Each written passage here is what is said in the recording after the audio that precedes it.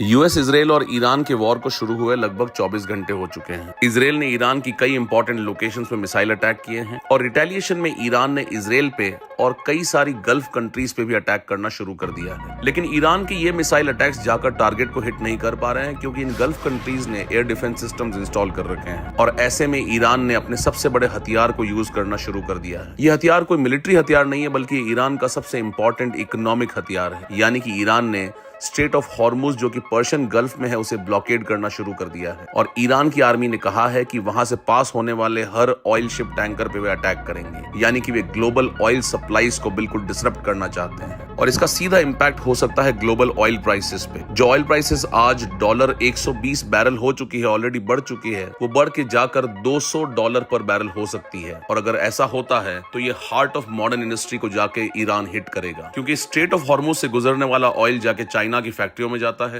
Airline industries में जाता है और यूरोपियन यूनियन के लिए ये बहुत बड़ा सोर्स है ऑयल एंड गैस का। लेकिन ईरान ऐसा पहली बार नहीं कर रहा है। 2019 में भी उसने कई सारे ऑयल टैंकर्स पे अटैक किया था और 1980 में उसने टैंकर वॉर किया था, यानी उसने पानी के अंदर माइंस बिछाए थे। बट इस बार की कहानी काफी अलग है क्योंकि इस बार ईरान काफी कमजोर हो चुका है। उसके एयर डिफेंस सिस्टम्स खत्म हो चुके हैं, कई टॉप जनरल्स की डेथ हो चुकी है और उसने जिन जिन कंट्री पे मिसाइल अटैक्स किए हैं वो भी बहुत ज्यादा इफेक्टिव और प्रिसाइज नहीं है। ऐसे में अगर ईरान किसी भी ऑयल टैंकर को अटैक करता है तो यूएस नेवी जो वहां प्रेजेंट है और उनकी जो अब्राहम लिंकन एयरक्राफ्ट कैरियर है उससे यूएस का जो रिटेलिएशन होगा वो काफी भयानक होगा और ये ईरान अपना सुसाइड नोट लिख रहा है ये काम करके। और एक्सपर्ट्स का मानना है कि ईरान के ब्लॉकेड करने से अगर यूएस ने वापस अटैक किया तो ये ब्लॉकेड बहुत लंबे दिन तक चल नहीं पाएगा